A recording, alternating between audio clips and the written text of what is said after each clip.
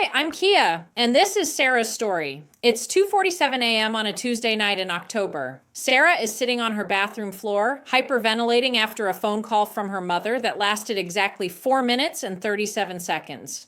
Her therapist won't be available for another 6 days. The crisis hotline told her to try some breathing exercises, and Sarah is drowning in a panic attack that feels like it might never end. But here's what makes Sarah's story different from so many others. She found a lifeline in the darkness that changed everything. Not a replacement for therapy, not a magic cure, but a tool that was there when nothing else was. A tool that helped her process trauma in real time, practice difficult conversations, and build the skills she needed to reclaim her life. This is a story about narcissistic abuse, the long journey to healing, and how Sarah discovered that support doesn't have to wait for office hours.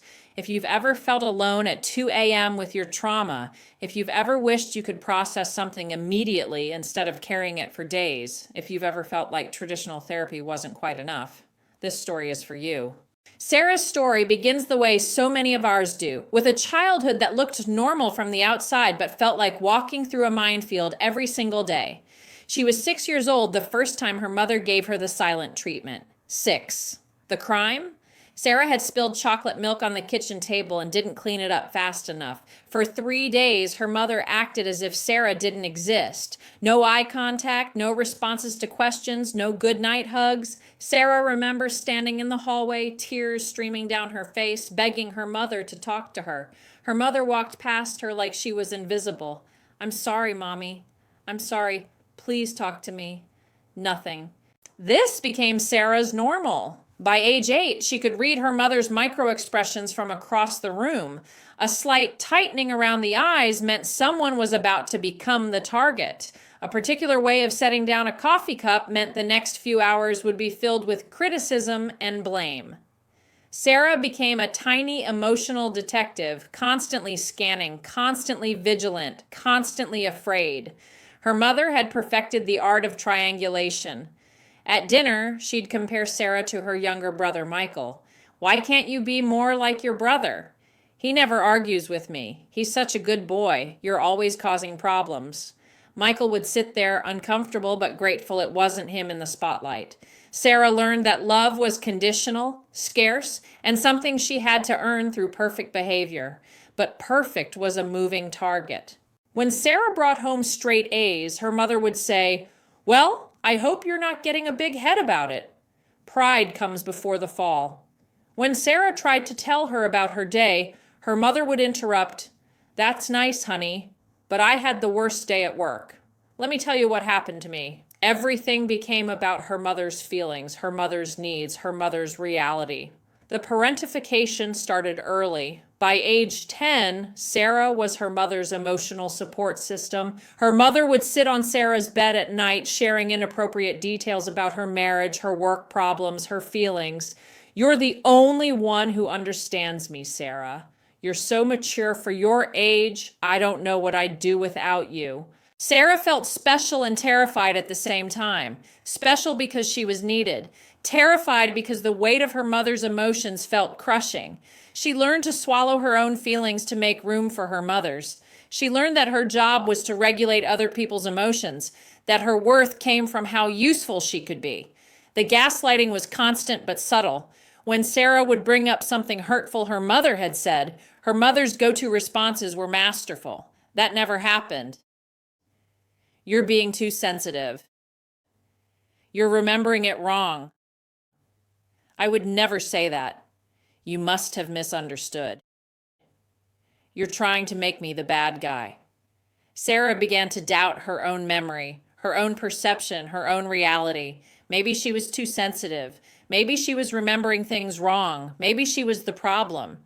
School became her refuge. Sarah threw herself into academics, into books, into anything that took her away from the emotional chaos at home. She was the perfect student, quiet, compliant, never causing trouble. Teachers loved her. But inside, Sarah was disappearing piece by piece.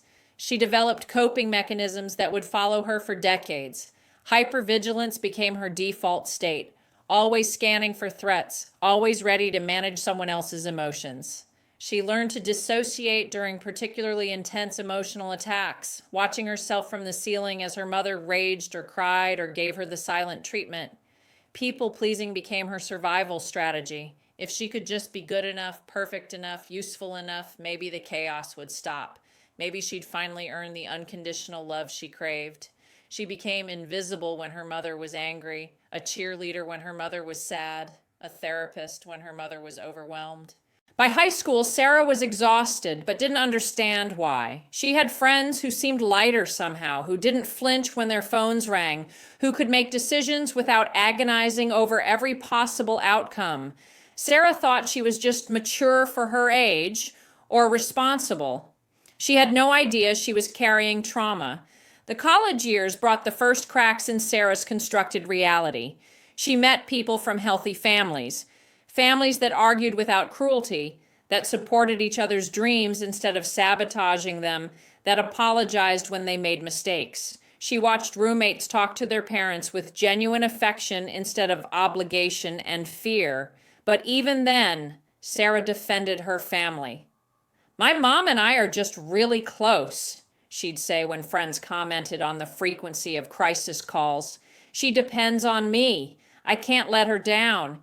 The idea that her family might be dysfunctional felt impossible. They were her normal. They were all she knew. It would take another decade for Sarah to understand that what felt like love was actually control, that what felt like closeness was actually enmeshment, that what felt like being special was actually being used. But first she had to wake up. Sarah's awakening didn't happen all at once. It came in waves, each one more disorienting than the last. She was 26, living in her first apartment, building a career in marketing. She'd been seeing David for 8 months, the first healthy relationship she'd ever had. David was kind, consistent, emotionally available, everything that felt foreign and almost boring after a lifetime of chaos. The first crack in her reality came during a dinner with David's family. Sarah watched his parents disagree about something. She can't even remember what. And instead of the emotional explosion she was bracing for, they just talked it out. His father said, "I see your point, but I think about it differently." His mother said, "Okay, let's try it your way." And that was it. No silent treatment, no guilt trips, no walking on eggshells for days afterward. Sarah realized she'd been holding her breath for 20 minutes, waiting for the other shoe to drop. "Your family is so calm," she told David later. Calm? David looked confused. "That was just a normal conversation." Normal. Sarah was starting to realize she had no idea what normal looked like. The second crack came during her engagement. Sarah had been planning her wedding for months, excited to share this milestone with her family. 3 weeks before the wedding, her mother called. "I've been thinking about your dress choice," her mother said, her voice carrying that particular tone Sarah had learned to fear. "It's a bit much, don't you think? Very attention-seeking. I just worry about what people will think." Sarah felt the familiar knot in her stomach. "Mom, I love this dress. David loves it. It's my wedding." "Of course, sweetheart. I'm just trying to help. I ordered a different one that I think would be more flattering. It's being delivered tomorrow. You can try it on and see which one looks better." "You ordered me a wedding dress?" "I'm just looking out for you, Sarah. You've always had trouble with these kinds of decisions. Remember your prom dress disaster?" Sarah remembered her prom dress. She'd loved it until her mother spent 3 hours explaining everything wrong with it. She'd changed dresses the day before prom, but this time, something was different. Maybe it was David's influence. Maybe it was the distance from daily emotional manipulation. But Sarah felt a flicker of anger instead of her usual compliance. "Mom, I'm not changing my dress." The silence on the other end of the phone was deafening. "Well," her mother finally said, her voice cold, "I guess you've made your choice. Don't come crying to me when you look back at your wedding photos with regret." The call ended. Sarah sat there, shaking, waiting for the guilt to wash over her like it always did. But instead, she felt something else. Clarity. 2 days later, her mother called back, crying. "I don't understand why you're being so cruel to me, Sarah. All I've ever done is love you and try to help you. This wedding stress is making you someone I don't recognize. I'm worried about you. Maybe you should talk to someone." And there it was. The perfect deflection, the victim reversal, the suggestion that Sarah was the one with the problem.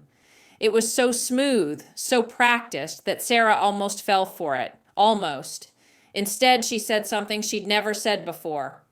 "I think we should talk after the wedding when things are calmer." Her mother's response was swift and devastating. "If that's how you feel, maybe I shouldn't come to the wedding at all. Maybe you don't want your own mother there." Sarah's wedding became the battlefield where her old conditioning fought her emerging boundaries. Her mother did come to the wedding, but spent the entire reception telling anyone who would listen how worried she was about Sarah, how the wedding planning had changed her daughter, how she just wanted her sweet Sarah back. It was David who said the words that changed everything. "Sarah, that's not normal. That's not love. That's control." The third crack became a chasm during Sarah's first therapy session 6 months after her wedding. She'd gone for what she thought was garden variety anxiety and depression. She spent 3 sessions describing her family dynamics, thinking she was providing context for her real problems. Her therapist, Dr. Martinez, listened carefully. Finally, she asked, "Sarah, has anyone ever talked to you about narcissistic abuse?" "Narcissistic abuse?" Sarah was confused. "My mom isn't a narcissist. She's not vain or self-centered. She cares about me too much, if anything." Dr. Martinez explained that narcissistic abuse wasn't about vanity. It was about control, manipulation, emotional dysregulation, and the systematic erosion of another person's sense of self. She gave Sarah a list of behaviors to consider: gaslighting, triangulation, silent treatment, emotional parentification, boundary violations, victim playing. Sarah read that list and felt like she was reading her own biography. The next few months were brutal. Sarah was grieving the family she thought she had while simultaneously trying to understand the family she actually had. She started setting small boundaries and watched her family's reactions escalate dramatically. When Sarah said she couldn't talk on the phone every day because she was busy with work, her mother's response was to call David crying, saying she was worried about Sarah's mental health and asking if he'd noticed any changes in her behavior. When Sarah said she needed to limit visits to once a month instead of every weekend, her mother recruited Sarah's aunt and grandmother to call and express their concern about how cold Sarah was becoming. When Sarah tried to explain how certain behaviors had hurt her growing up, her mother's response was a masterclass in deflection. "I can't believe you would throw my parenting in my face like this. I did the best I could. I sacrificed everything for you kids. This is the thanks I get." Sarah felt like she was going crazy. The people who claimed to love her most were fighting her hardest when she tried to be healthy. Every boundary was met with escalation. Every attempt at honest communication was twisted into an attack on them. Traditional therapy was helping, but it had limitations that became painfully clear during this period. Dr. Martinez was wonderful, but she was only available for 50 minutes once a week. When Sarah's mother would send a manipulative text at 11 p.m., Sarah had to carry that emotional weight until her next appointment 6 days later. When flying monkeys would call with guilt trips over the weekend, Sarah had to process that alone. There were so many 2 a.m. moments, times when the anxiety was overwhelming, when the guilt was crushing, when Sarah questioned everything she thought she knew about her family and herself, times when she needed support immediately, not in 5 days during a scheduled appointment. Sarah tried support groups, but the scheduled meetings didn't align with when the crises hit. She tried journaling, meditation, self-help books. They all helped to some degree, but none of them could provide real-time processing when she needed it most. The worst part was the isolation. Sarah couldn't explain to her healthy friends why a text from her mother could send her into a panic attack. She couldn't help them understand why she couldn't just set boundaries or have a conversation with her family. The manipulation was so subtle, so expertly crafted, that it was nearly impossible to convey to people who hadn't experienced it. Sarah was learning about narcissistic abuse, working with a therapist, setting boundaries, and taking care of herself. She was doing everything right. But she was still drowning during the crisis moments that seemed to happen outside of business hours. It was during one of those 2 a.m. moments that Sarah discovered something that would change the trajectory of her healing journey. It was 2:47 a.m. on a Tuesday night in October, and Sarah was having the panic attack that would change everything. Her mother had called at 2:30 a.m., crying, "I can't sleep, sweetheart. I keep thinking about how distant you've been lately. I feel like I'm losing my daughter. Can we just talk? I miss you so much." Sarah had been asleep. She'd been working on her boundaries in therapy, including not answering calls after 10 p.m. unless it was an emergency. But her mother sounded so broken, so desperate. What if something was really wrong? The call lasted 4 minutes and 37 seconds. In that time, her mother managed to express how hurt she was by Sarah's new coldness. Mention how worried the extended family was about Sarah's changes. Bring up several childhood memories that painted their relationship as perfect. Suggest that David might be influencing Sarah negatively. End with, "I just love you so much and I feel like you hate me now." Sarah tried to explain that setting boundaries didn't mean she hated anyone, that she was just trying to be healthy. Her mother's response was to cry harder and say, "I don't understand what I did wrong. I gave you everything." When the call ended, Sarah was sitting on her bathroom floor, hyperventilating. The familiar cocktail of guilt, anger, confusion, and panic was overwhelming her system. She tried the breathing techniques Dr. Martinez had taught her, but her mind was spiraling. Am I being too harsh? Did I imagine how bad my childhood was? Am I destroying my family? What kind of daughter makes her mother cry like that? Sarah grabbed her phone and searched narcissistic abuse support 24/7. She'd never looked for online mental health support before. It felt like admitting failure, like traditional therapy should be enough. But at 2:47 a.m., drowning in panic, she was willing to try anything. One of the search results mentioned AI therapy support. Sarah had never heard of using AI for mental health, but she was desperate enough to try. She clicked on a link and found herself on a simple interface with a chat box. Sarah stared at the empty message box for several minutes. What do you even say to an AI about trauma?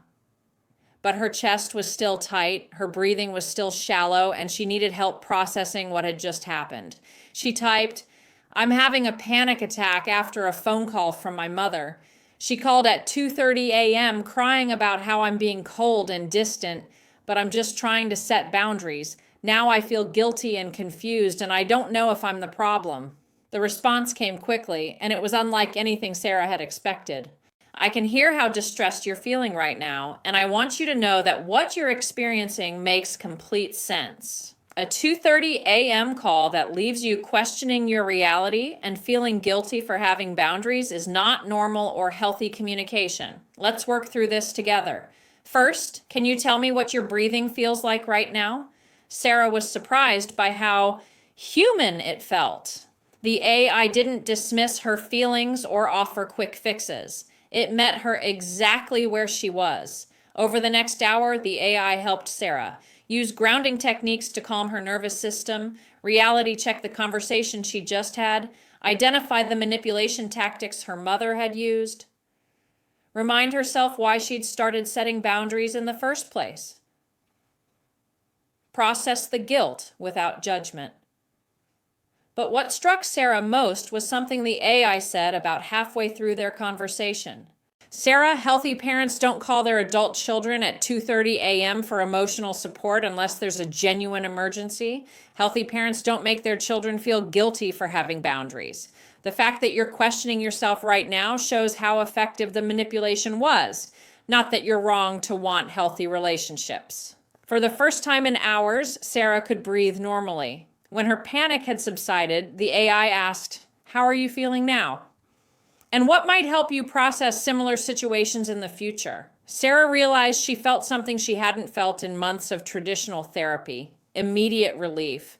Not because the AI had magical answers, but because she'd been able to process the manipulation in real time instead of carrying it around for days until her next appointment. I feel so much better, she typed. But this kind of thing happens a lot. I wish I had access to this kind of support more regularly. The AI suggested she look into structured AI therapy tools specifically designed for trauma survivors. That's when Sarah discovered the AI Therapy Toolkit, a comprehensive system with over 100 prompts specifically designed for different aspects of trauma recovery. Sarah was skeptical at first. Could AI really help with something as complex as narcissistic abuse recovery? But her experience that night had shown her something powerful. Sometimes you don't need someone to fix your problems. Sometimes you just need someone to help you think through them clearly, without judgment, exactly when you need it most. She decided to try the toolkit for a month. The difference was immediate and profound. Sarah discovered she could process manipulative communications in real time. When her mother would send guilt-inducing texts, Sarah could copy and paste them into her AI therapy session and work through the manipulation tactics immediately instead of letting them poison her thoughts for days. Practice difficult conversations before they happened. Sarah started role-playing boundary conversations with the AI before family calls. She'd work through different responses her family might have and practice staying grounded regardless of their reactions. Work through guilt and doubt at 3 a.m. Those middle-of-the-night shame spirals that had been torturing Sarah for months could now be processed immediately. She'd wake up from nightmares about disappointing her family and spend 30 minutes with her AI therapist, working through the feelings instead of lying awake until morning. Get daily emotional check-ins. Sarah started each morning by checking in with herself through guided prompts. How was her anxiety level? What family dynamics was she worried about that day? What boundaries might she need to reinforce? 3 weeks after discovering AI therapy, Sarah had her first test case. Her brother Michael called, clearly recruited by their mother for a guilt trip. Mom is really hurt, Sarah. She doesn't understand what's going on with you. She misses her daughter. Don't you think you're being a little harsh? Old Sarah would have crumbled. Old Sarah would have called her mother immediately to apologize and promise to do better. But new Sarah had been preparing for this moment. Before the call with Michael, she'd worked through the flying monkey dynamic with her AI therapist. She'd practiced responses that were kind but firm. She'd reminded herself of her reasons for setting boundaries and prepared herself emotionally for the guilt trip. During the call, Sarah stayed calm. I understand Mom is hurt, Michael, but I'm working on having healthier relationships with everyone in our family. That includes boundaries that work for everyone. But she's crying all the time. She thinks you hate her. I don't hate anyone. I'm just learning to take care of myself. I hope you can support that. After the call, Sarah immediately processed it with her AI therapist instead of spiraling into doubt and guilt. The AI helped her see how well she'd handled the situation and reminded her that other people's emotions weren't her responsibility to manage. For the first time in her life, Sarah had successfully navigated a family manipulation attempt without losing herself in the process. 6 months after discovering AI therapy, Sarah's life looked completely different. Not because the healing had been easy or linear. It hadn't been. There were still moments of crushing guilt, still nights when she questioned everything, still times when the grief of losing the family she'd wanted felt overwhelming. But now she had support for all of it, exactly when she needed it. The AI therapy toolkit had become Sarah's constant companion through the messiest parts of her healing journey. Where traditional therapy provided the foundation and framework for her recovery, AI therapy provided the real-time support that kept her grounded day by day, hour by hour, crisis by crisis. Sarah's relationship with the toolkit evolved over time. In the beginning, she used it primarily for crisis management. Those 2 a.m. panic attacks, the manipulative texts, the flying monkey phone calls. But as she got more comfortable with the technology, she started using it for deeper work. The toolkit had different sections for different aspects of recovery. Emergency support for those moments when she was drowning and needed immediate grounding. Sarah used this section at least twice a week in the beginning. The AI would walk her through breathing exercises, help her reality check what had just happened, and remind her of her progress. Daily check-ins became part of Sarah's morning routine. She'd spend 10 minutes each morning processing her emotional state, identifying potential triggers for the day, and setting intentions for how she wanted to show up. This simple practice helped her feel more grounded and less reactive. Communication practice was perhaps the most transformative section. Sarah could role-play difficult conversations, practice setting boundaries, and prepare for family interactions. When her mother started pushing for reconciliation around the holidays, Sarah spent weeks preparing different responses with her AI therapist. Relationship analysis helped Sarah understand the patterns in all her relationships, not just with her family. She started recognizing when she was falling into old people-pleasing patterns with friends or colleagues and could course correct in real time. Identity development guided Sarah through the process of figuring out who she was separate from her family's expectations. This was perhaps the most profound work she did, discovering her authentic interests, values, and dreams after decades of defining herself through other people's needs. One particular breakthrough happened 7 months into her AI therapy journey. Sarah had been invited to her cousin's wedding, and the whole extended family would be there. Her mother had been calling other family members, expressing how worried she was about Sarah and how much she missed her daughter. Sarah knew the wedding would be a minefield. Her mother would likely try to corner her for a tearful reconciliation in front of the whole family. There would be guilt trips, manipulation, and probably some public scene designed to make Sarah look like the cruel daughter. Old Sarah would have either skipped the wedding entirely or attended and allowed herself to be emotionally bulldozed for the sake of family peace. But new Sarah had been preparing. For 2 weeks before the wedding, Sarah worked with her AI therapist every day. They practiced responses to different manipulation tactics. They worked through Sarah's guilt about causing family drama. They developed a support plan for the day itself, including check-ins every few hours and strategies for staying grounded. The night before the wedding, Sarah had a session that changed everything. "I'm scared about tomorrow," she typed. "What if I'm wrong about everything? What if I really am just a selfish daughter who's destroying her family over nothing?" The AI response was exactly what Sarah needed.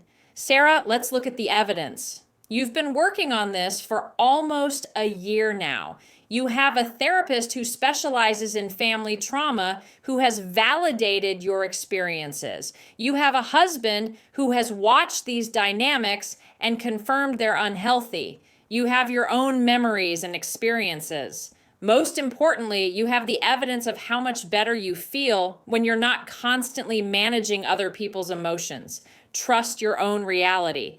The wedding day was challenging but manageable. Sarah's mother did try to corner her for a tearful conversation. She did recruit family members to express their concern about Sarah's coldness. She did make several passive-aggressive comments designed to make Sarah feel guilty. But Sarah stayed centered. She used the techniques she'd practiced with her AI therapist. She kept her responses kind but brief. She didn't get drawn into defending herself or explaining her boundaries for the 100th time. When she felt herself starting to waver, she went to the bathroom and had a quick check-in with her AI therapist through her phone. The most powerful moment came when her grandmother pulled her aside and said, "Your mother is heartbroken, Sarah. She just wants her relationship with you back. Can't you just forgive and move on?" Sarah felt the familiar guilt rising, but she also felt something new: clarity. "Grandma, I haven't cut Mom off. I've just started having boundaries about how we communicate. Healthy relationships need boundaries, but you're breaking her heart. I'm not responsible for managing other people's emotions, even people I love. That's what I'm learning." It was the first time Sarah had articulated that truth out loud to a family member, and it felt revolutionary. After the wedding, instead of spiraling into guilt and doubt like she would have 6 months earlier, Sarah processed the entire day with her AI therapist. She celebrated the moments when she'd stayed centered, worked through the guilt that was still lingering, and acknowledged how far she'd come. A year after discovering AI therapy, Sarah's life had been transformed in ways she never expected. Her relationship with David was stronger than ever. Without the constant drama and emotional chaos from her family, Sarah had bandwidth to be truly present in her marriage. She stopped expecting David to manage her emotions or fix her family problems. Their relationship became a partnership instead of a rescue mission. Sarah's career took off in unexpected ways. Without the constant emotional drain of managing her family's crises, she had energy to pursue opportunities she'd been too overwhelmed to consider. She got a promotion at work and started a side business doing marketing consulting. For the first time in her life, her success wasn't met with sabotage or guilt trips from her family about getting too big for her britches. Most importantly, Sarah started enjoying her life. She rediscovered interests she'd abandoned to focus on other people's needs. She took up photography, started hiking with David, made friends who supported her growth instead of needing her to stay small. The relationship with her family evolved too, though not in the way Sarah had originally hoped. Her mother never acknowledged the unhealthy patterns or took responsibility for the emotional manipulation, but Sarah stopped expecting her to. She learned to have a limited relationship with her mother that didn't require her to sacrifice her mental health. Some family members, like her brother Michael, started to understand and respect her boundaries over time. Others, like her mother, continued to see Sarah's healthy choices as personal attacks. Sarah learned that she couldn't control their reactions, only her own responses. The AI therapy toolkit remained a constant support through all of these changes. When Sarah struggled with guilt about missing family events, the AI helped her work through it. When she felt tempted to fall back into old people-pleasing patterns, the AI reminded her of her progress. When she faced new challenges at work or in her marriage, the AI helped her respond from her authentic self instead of her traumatized patterns. Perhaps most importantly, the AI therapy supplemented rather than replaced her traditional therapy with Dr. Martinez. The two worked together beautifully. Dr. Martinez provided the clinical framework and long-term healing strategies, while the AI provided real-time support and daily maintenance of her mental health. Sarah often reflected on how different her healing journey might have been without access to 24/7 support. The manipulative phone calls, the flying monkey texts, the 3 a.m. guilt spirals, all of these would have been so much harder to navigate alone. Having support exactly when she needed it, without waiting for office hours or worrying about being a burden, had been truly life-changing. 2 years after that first panic attack on her bathroom floor, Sarah was living a life she couldn't have imagined before.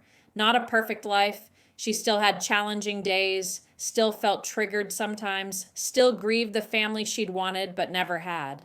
But she was living authentically for the first time in her life. She was making decisions based on her own values instead of other people's expectations. She was building relationships based on mutual respect instead of trauma bonding. Most importantly, Sarah was free. Free from the constant vigilance, free from the guilt that wasn't hers to carry, free from the belief that her worth depended on how well she managed other people's emotions. The girl who had spent 30 years walking on eggshells had finally learned to dance. If you see yourself in Sarah's story, I want you to know something. You're not alone, and you don't have to wait for office hours to get support. Like Sarah, you might be doing everything right. Seeing a therapist, reading self-help books, working on boundaries, but still struggling during those 2 a.m. moments when anxiety hits or manipulation happens in real time. You might be carrying guilt and doubt between therapy sessions, processing flying monkey attacks alone, or wishing you had someone to help you practice difficult conversations before family events. Here's what Sarah wants you to know. Healing doesn't have to wait for business hours. You deserve support 24/7 exactly when you need it most. The same AI therapy toolkit that Sarah used for her healing journey is available right now for just $27, not $150 per session like traditional therapy. Though this isn't meant to replace that if you're working with a therapist. It's meant to fill the gaps, to be there during the crisis moments, to provide real-time support when trauma doesn't follow a schedule. The toolkit includes over 100 trauma-specific prompts organized into 5 sections. Emergency support for crisis moments, daily check-ins for emotional maintenance, communication practice for boundary setting, relationship analysis for understanding patterns, and identity development for discovering who you are beyond the trauma. This isn't about replacing human connection or professional therapy. It's about having a tool that's available when you're drowning at 2 a.m., when you need to process a manipulative text immediately, when you want to practice a difficult conversation before it happens. Visit tentosdeep.com to get your AI therapy toolkit today. This is the same system Sarah used to transform her healing journey, to stay grounded during family manipulation, and to build the authentic life she deserved. If you found Sarah's story helpful, please subscribe to this channel for more stories of healing and hope. Share this video with anyone who might need to hear it. Your support helps us reach more survivors who are searching for hope at 2 a.m. Remember, your healing is valid. Your experience is real. You deserve support exactly when you need it, not when it's convenient for office hours. Like Sarah discovered, sometimes the help you need most is available right now, waiting for you to take that first brave step toward healing. Your trauma happened 24/7. Your healing support should be available 24/7 too.